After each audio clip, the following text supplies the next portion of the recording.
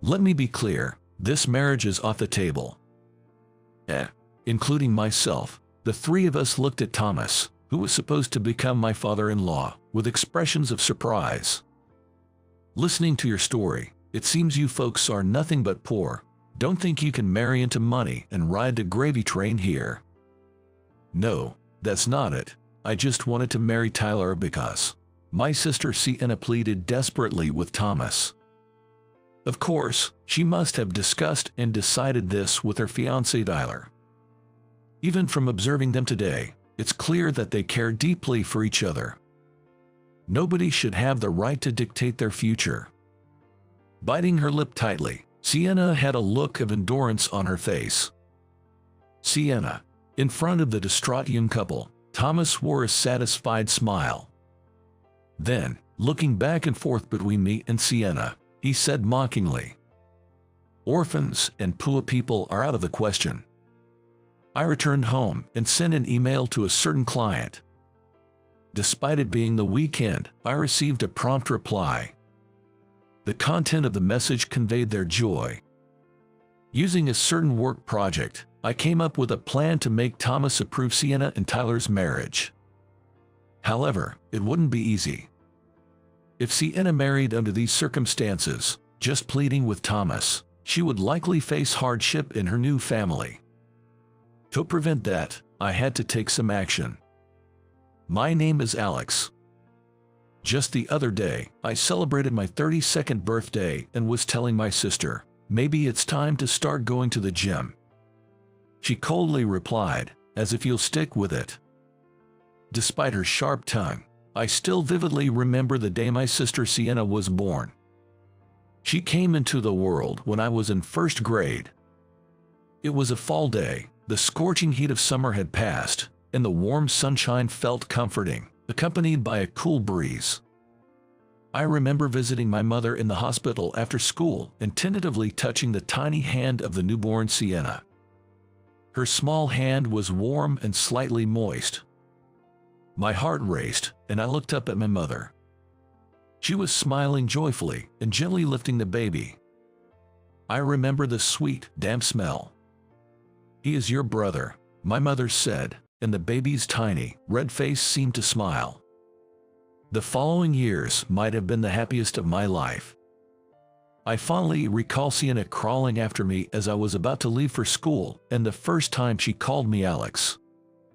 However, more often than not, it was me who ended up crying, whether it was from having my carefully assembled toy trains wrecked or getting hit in the face with a thrown block.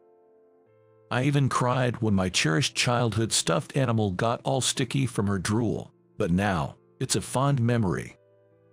As she grew, we could do more things together. Like the time we were running toy trains from one end of the house to the other, and our dad, just back from work, tripped over them. Or when we both ended up covered in mud after falling in a puddle after the rain. I'll never forget the look of astonishment on our mother's face when she saw us from head to toe in mud. Of course, we were promptly marched to the bathroom. There were countless memories like these that I could go on about.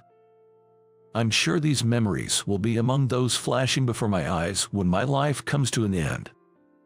But that happiness didn't last forever. It was a rainy winter day. I was in the 6th grade, and Sienna had just turned 5. My father had left without an umbrella, so my mother went to pick him up by car, leaving Sienna and me home alone. It was only a 10-minute drive. After dinner, Sienna and I were relaxing in the living room, watching TV and chatting about trivial things. But even after an hour had passed, our parents hadn't returned. I remember hearing the distant sound of an ambulance siren and looking out the window. It was a car accident. A car had skidded on the wet road and crashed into my parents' car. I was stunned as the police explained what happened. I didn't know how to explain to Sienna, who kept asking why and how. I wanted to ask the same questions myself. I think I was just overwhelmed by the magnitude of what we had lost. During that time, the adults around us took care of various procedures, and Sienna and I were taken in by relatives. Their home had no other children, and fortunately, they treated us well. But I always felt it's not our place, and I wanted to leave with Sienna as soon as possible. It was around the time I entered high school. At 15, I made up my mind to leave with Sienna. Our relatives tried to persuade us to stay, but I insisted. Without their consent as guardians, we couldn't rent a house at our age.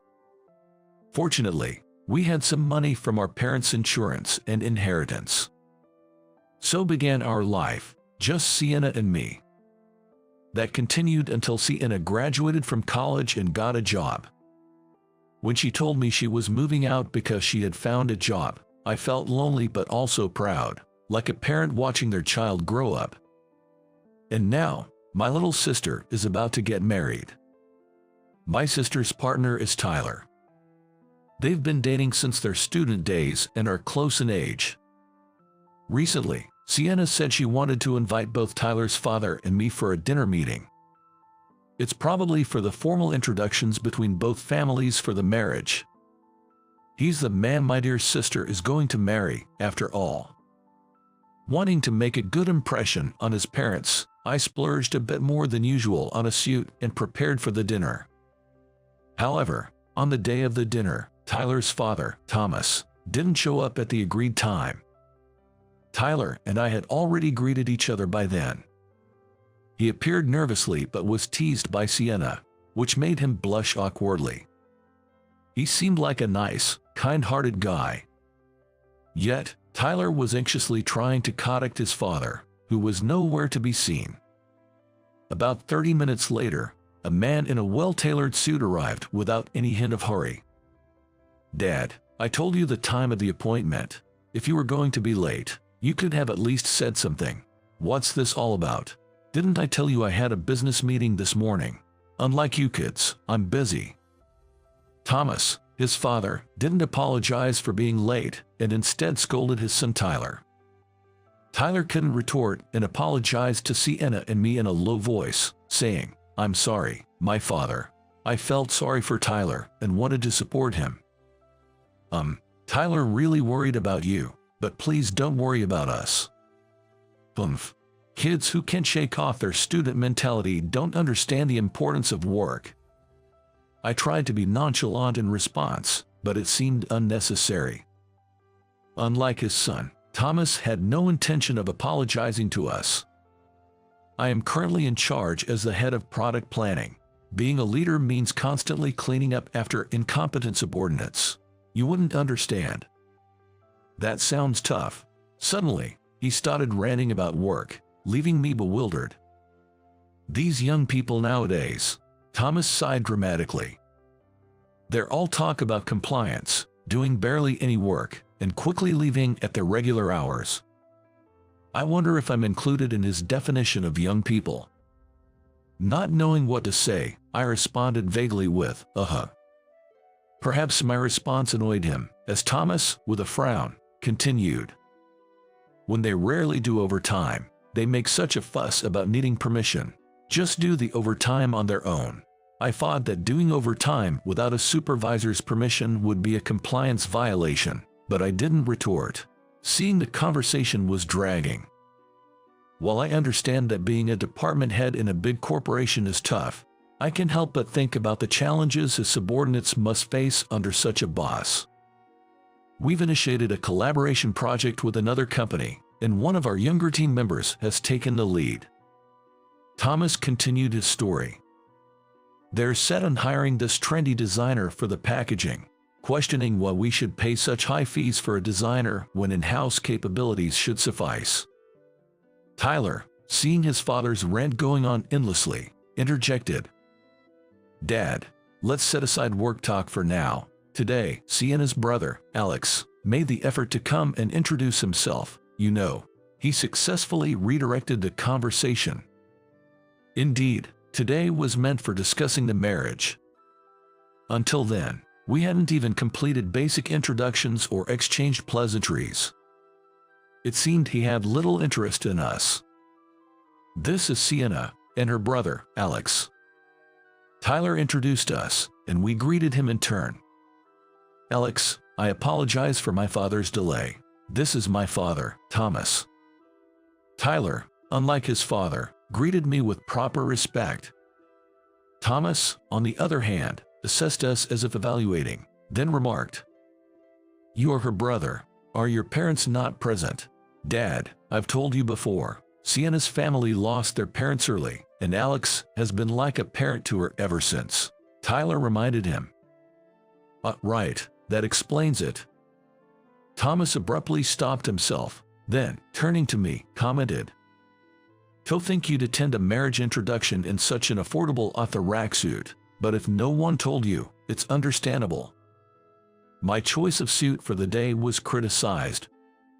True, it wasn't a high-end or bespoke suit, but I hadn't intended to buy something so inexpensive it would invite such remarks. For someone like me, who seldom wears suits, a bespoke option seemed excessively lavish." I see. Perhaps suits aren't a regular part of your job." "Well, yes. You might say I'm in a creative field. I primarily work from home. In that case, it's understandable. No need to go to any special effort just for today. It's merely a marriage introduction, after all." His condescension was palpable, leaving me contemplating my response. I aim to avoid confrontation, to not jeopardize Sienna's relationship with her future father-in-law. Despite his apparent lack of interest in getting along, I was reluctant to escalate tensions. Observing Tyler's unease and Sienna's irritation at his outburst at me, I sought to manage the situation gracefully. Nonetheless, Thomas, indifferent to my sentiments, persisted. "So, this home-based occupation of yours, many who claim to be in the creative sector hardly earn much, essentially hobbyists. Surely you are not among them. It's a sensitive topic, but yes, our field does include many who might be considered semi-professional. The creative industry is diverse, with numerous hobbyists possessing near-professional skills. I'm committed to delivering work I can take pride in as a professional. Ultimately, work is about earning, don't you agree? Certainly, it's a multifaceted issue, but earning a livelihood is undeniably crucial. What constitutes work, really? Opinions differ, but balancing passion with income is a common struggle." Precisely. All this talk of fulfillment, but without income, how does one sustain themselves? Don't you think many youths are misguided in this regard? I believe everyone has their own considerations. For me, achieving independence was a significant achievement. "I see. Having no parents, you must have started working early." "Indeed. Living with my sister, I balanced work and studies. She was immensely supportive around the house. Sienna's an excellent cook, Dad." Tyler, who had been silent during the exchange between his father and me, chimed in when Sienna was mentioned. "You should try Sienna's lasagna, Dad. It's exceptional." "It's just home cooking, really." Sienna blushed at Tyler's praise, offering a shy smile. "Haha, home cooking, you say, as if unfamiliar with the taste of home." Thomas laughed heartily. At his words, Sienna's expression stiffened. Indeed, Sienna had only tasted her mother's cooking until she was 5. She might not even remember it. But that's no excuse for such a comment. As I was about to retort, Thomas continued as if to stop me. "If I've offended you, my apologies. But let me be clear, this marriage is off the table." "What?" The three of us looked at Thomas in shock. "From what I've heard, it seems you come from humble beginnings. You can't expect to marry into wealth for an easy life." "That's not it. I just wanted to marry Tyler because I love him," Sienna pleaded desperately with Thomas. Of course, she and Tyler must have discussed and decided together. Even from today's interaction, it's clear they care deeply for each other. No one has the right to dictate their future. Say what you will, Tyler might have been easily deceived, but I won't be. I do not approve of this marriage. But Dad, wait. Bringing up Sienna's background now of all times, I've already told you everything. Tyler also confronted Thomas. He probably never expected his own father to oppose him at this point. That's true, but she was your choice, so I thought I'd at least meet her, but she's not suitable for you. Not suitable, what does that even mean? It's my decision who I marry. Tyler stood up for Sienna, confronting Thomas. Tyler, it's okay, Sienna said weakly. Normally, Sienna wouldn't stay silent when faced with such injustice. But this must have been a significant shock. After all, there's nothing she can do about her upbringing now. See, she knows her place far better. It seems the poor do understand their standing. Subtly, I won't be tasting your poor lasagna. Sienna clenched her lips, trying to hold back tears. Sienna. In front of the grieving young couple, Thomas wore a satisfied smirk. Then, looking between me and Sienna, he said mockingly, "Orphans and the poor are out of the question." Understood. We'll be leaving. I took Sienna's hand, who remained frozen, and looked down, and led her away from there. Sienna, pulled along by me, remained silent as we walked quickly. I couldn't say anything to Sienna either. I couldn't forgive Thomas for hurting my dear sister like this. If it were just me, it would have been fine. I could endure any amount of ridicule. But when Sienna is hurt, it's a different story. Back home, I sent an email to a client. Despite it being a weekend, I received a reply soon after. The message conveyed a client's joy. Using a certain work project, I had an idea to make Thomas approve of Sienna and Tyler's marriage. But it wouldn't be easy. Surely, even if we begged Thomas and got married, Sienna would suffer in her new home. To prevent that, I had to take action myself. Thomas mentioned he was the head of the product planning department. From what Tyler told me, Thomas works for Fulton Sweets, a well-known candy manufacturer familiar to everyone. Though not yet public, there's an ongoing collaboration project between Fulton Sweets and Rocky Mountain Dairy, another major dairy manufacturer. In this time, I, working as a freelance designer, was commissioned for the package design of this collaborative product. Normally, large manufacturers have in-house designers responsible for their product packaging, but this collaboration was outsourced to me. I had previously worked on a project for Rocky Mountain Dairy, and this job came through that connection. Juggling other commitments, I had been unsure about scheduling a meeting, but the email I sent earlier was to propose a date to the contact at Rocky Mountain Dairy.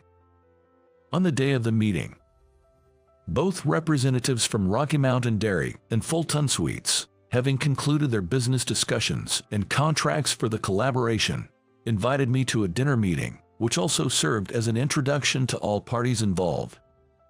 And there, as the superior of the Fulton Sweets representative, Thomas was also present. Spotting Thomas already seated at the dining table from afar, I entered the private room with a leisurely pace. "Sorry for being late. Oh, Thomas, you are already here.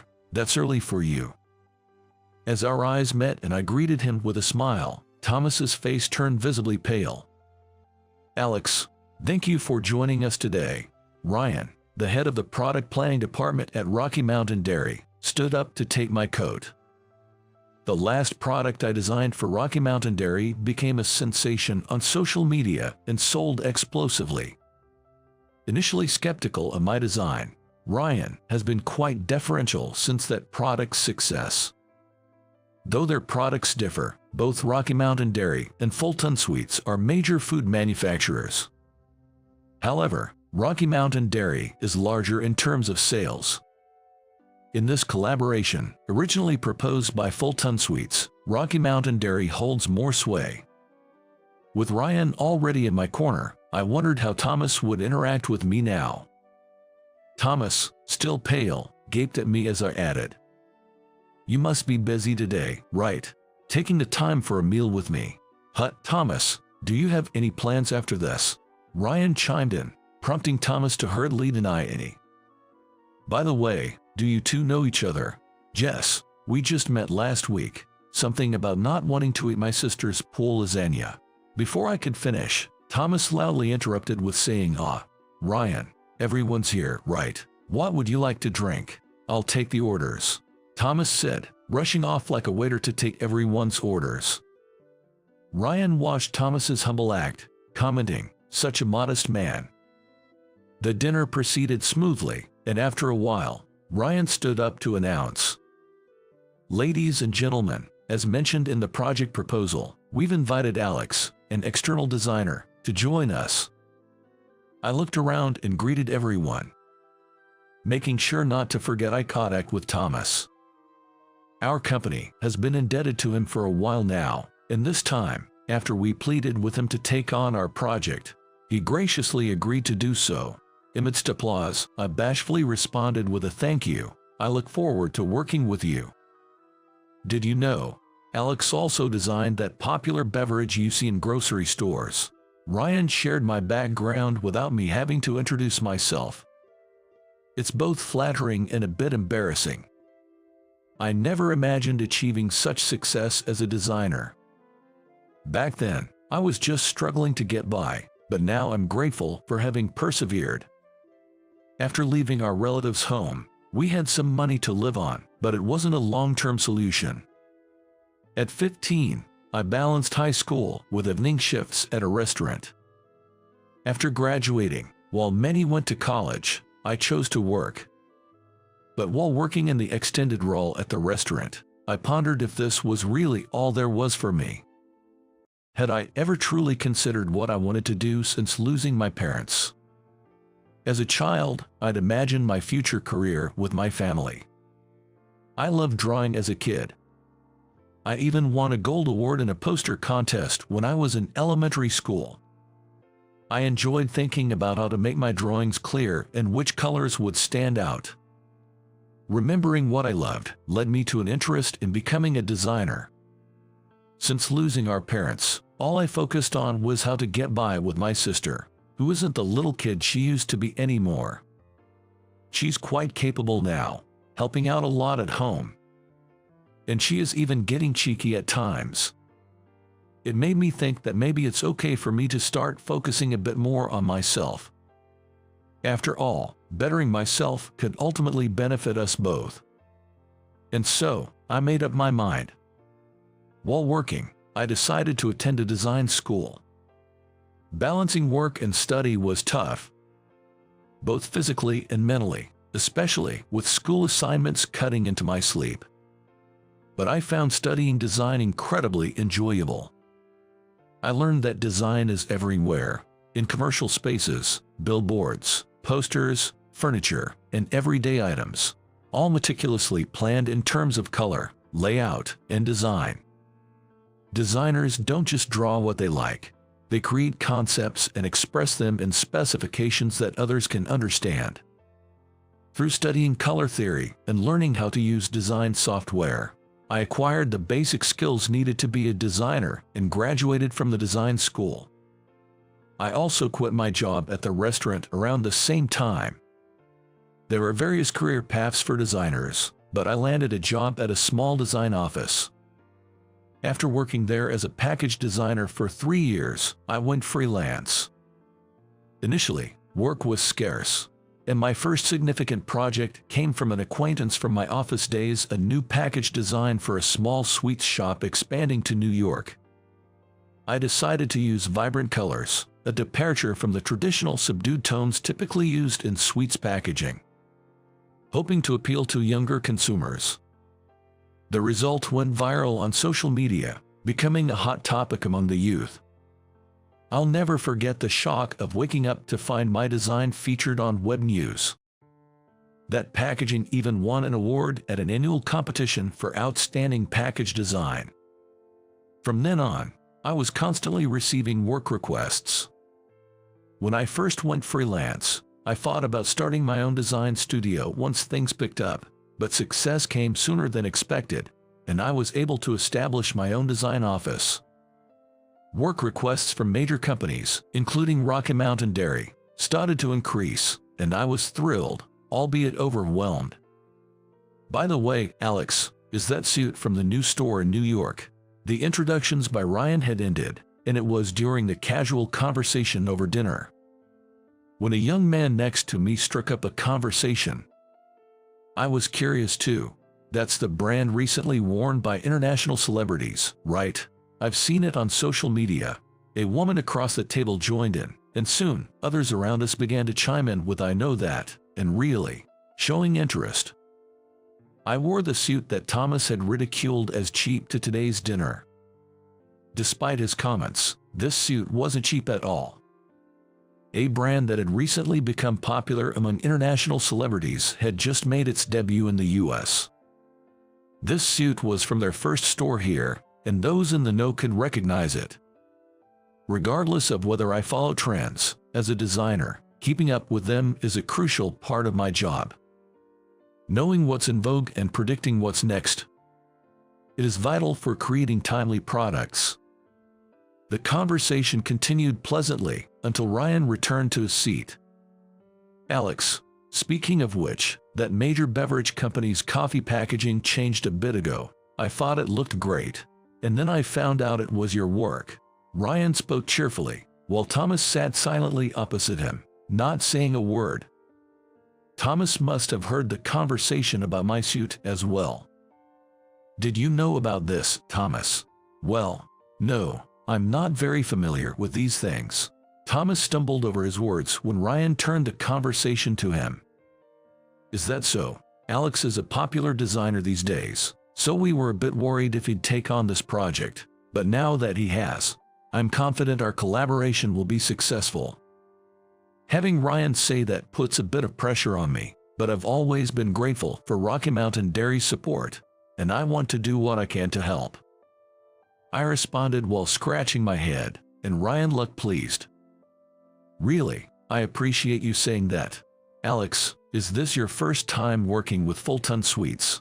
"Yes, it is my first time, but actually, I'm soon to become related to Thomas through marriage." "What? How come?" Ryan exclaimed in surprise. "Well, I have a sister who's dating Thomas's son." "Wow, what a coincidence. Are they getting married?" "Jess, we've been talking about it recently, right, Thomas?" I looked to Thomas for confirmation. Yes, indeed. My son would very much like to marry Alex's sister," Thomas answered with a forced smile. "That's wonderful news. Congratulations." "Hey everyone, Alex's sister and Thomas's son are getting married." Ryan's announcement was met with a chorus of "really" and "congratulations" from around the room, and I expressed my gratitude to everyone. Thomas looked at me with a sour face. In a barely audible whisper, he said, "What are you trying to do?" "I'm not trying anything." I stood up and looked around. "Thank you, everyone. But actually, there's someone who's against my sister's marriage, and it's been troubling us." "What? Why?" came voices of surprise. Thomas whispered harshly, "Hey, what do you think you're saying?" But I pretended not to hear. "Actually, my sister and I lost our parents when we were young. I've been like a parent to her, but at a family dinner with our potential in-laws, it was said that their son marrying someone poor and without parents was out of the question." "That's awful. That's terrible." Murmurs of shock and criticism followed. Thomas fell silent as I continued. "I've managed to establish my own design office, thankfully receiving work. My sister is independent too, and it's frankly painful to have our parents brought up now. That's too much. That's just cruel." Thomas, the target of criticism, seemed to be sweating as he listened to the surrounding voices. "When our parents died, my sister was only 5. We've worked hard to live our lives. And to be told such things when she's about to marry the person she loves, it's just too much." I glanced at Thomas. He was looking down, seemingly listening to our conversation. "As a brother, I can't help but want my sister's happiness. I don't want her to give up on marrying the person she loves, nor do I want her to marry into opposition and face hardships. I'm not usually one to talk about myself like this, but for my sister's sake, I felt this was all I could do." This was a sort of gamble. I didn't know how the other party would react. but I took the chance. Wishing for my sister's happiness. I'm asking you, please accept my sister and Tyler's marriage. I slowly turned to face Thomas, guiding everyone's gaze towards him. Everyone's gaze shifted towards Thomas. Thomas looked pale, his eyes wide open. He probably didn't expect me to condemn myself in this way. Just as I was about to directly address Thomas, he stood up abruptly. Wait, that's not what I meant. Thomas's outburst came with a rush. I never meant to call anyone poor. I had no idea he was such a distinguished designer. Thomas hurriedly tried to amend his statement. There was no haughty attitude from before. To think that your sister would marry into a humble salaryman's family like ours, I am truly humbled. He stumbled over his words, desperately trying to make amends. That should be enough. I never intended to belittle Thomas. So I gave Thomas my biggest smile. Yes, Thomas is in favor of their marriage, right? The opposition was just from some distant relative of yours. At my words, Thomas looked bewildered. But he quickly grasped the situation and frantically searched for words. Of course, I'm in favor. As for the relatives, I'll take responsibility and persuade them, he said, seemingly drained, and sat down. I had won the bet. I hadn't ruled out the possibility that Thomas might stubbornly oppose the marriage. However, this setting was like home ground for me, filled with people who were favorable towards me. For Thomas, on the other hand, this was a dealing with a major client who trusted me. It should have felt like an away game for him. Sharing my personal story had swayed public opinion in my favor. Thomas was powerless now. Should he make any more comments that hurt my sister, I'd be ready to fight back, though I doubt he'd dare to now. Seeing someone he'd looked down upon as poor now achieving a higher status and recognition must have been a sobering experience for him. Thomas didn't speak to anyone after that. He probably wanted to leave as soon as possible, but due to the presence of clients, he likely felt compelled to stay and drink, albeit reluctantly. Only Thomas and I knew the truth. In secret, I reveled in the taste of victory. Sienna and Tyler's marriage was now assured. After resolving the issue with Thomas, the wedding date and venue were smoothly arranged, and the couple later visited me to express their gratitude again. I'm truly sorry for what my father did, Tyler said earnestly. Surprisingly, Tyler was the one most upset by the incident. I had thought he wouldn't stand up to his father, but this was something he couldn't overlook. After Thomas's opposition, Tyler was prepared to cut ties with his father to be with Sienna. Ultimately, because Thomas relented, it didn't lead to estrangement, but it seems the feeling of distrust remains unresolved. Tyler seemed to have no desire to get too close to his family home anymore, despite not having a bad relationship with his mother. It appeared that Thomas had lost his son's trust. If my father says anything to Sienna, I'll be the one to protect her next time, Tyler declared in front of me. Sienna chimed in, "It's okay. I won't let it get to me like that again. I'll show him." Their spirited words reassured me of their strength. I haven't seen Thomas since that day. There were meetings for the collaboration project, but I left them to the representatives, avoiding any personal appearance. According to Fulton Suite's representative, Thomas's demeanor has changed somewhat recently. Previously always confident, sometimes even overbearing towards his subordinates, he has suddenly become subdued. The representative said that he'd become almost invisible. Whether my confrontation brought about this change, I can't be sure, but perhaps being put in his place taught him something. On the wedding day, seeing Sienna in her pure white dress brought back a flood of memories, and I couldn't hold back my tears. "You're crying too early," Sienna laughed, tears glistening in her eyes too. I was about to walk down the aisle with Sienna. Since our parents passed, I had been too preoccupied with just surviving to ever imagine such a day. I always thought my life's flashbacks would be filled with memories of our time as a family of 4, but now, this day will undoubtedly be among them. Sienna looked beautiful. The most beautiful and lovely sister in the world. I wished our parents could have seen her. Sienna has grown up so well. She's marrying the very kind Tyler. Sienna is going to be even happier from now on. I wanted to tell our parents that. I've always been happy. Sienna said to me with teary eyes, as if she had read my mind. I was never lonely because I had you. Thank you for everything up until now. I reached my limit. Unable to look at Sienna any longer, I turned around abruptly. My shoulders shook, clearly revealing that I was crying. I managed to keep going because I had Sienna. I told myself it was all for Sienna, but in truth, it was all for me.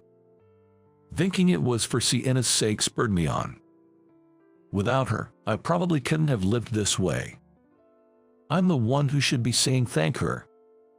Thank you, I managed to say, my voice choked with tears, unsure if it reached her properly. The organ sounded, signaling the bride's entrance. As I escorted the bride, I stood in front of the chapel doors. I hoped Sienna would continue to be happy.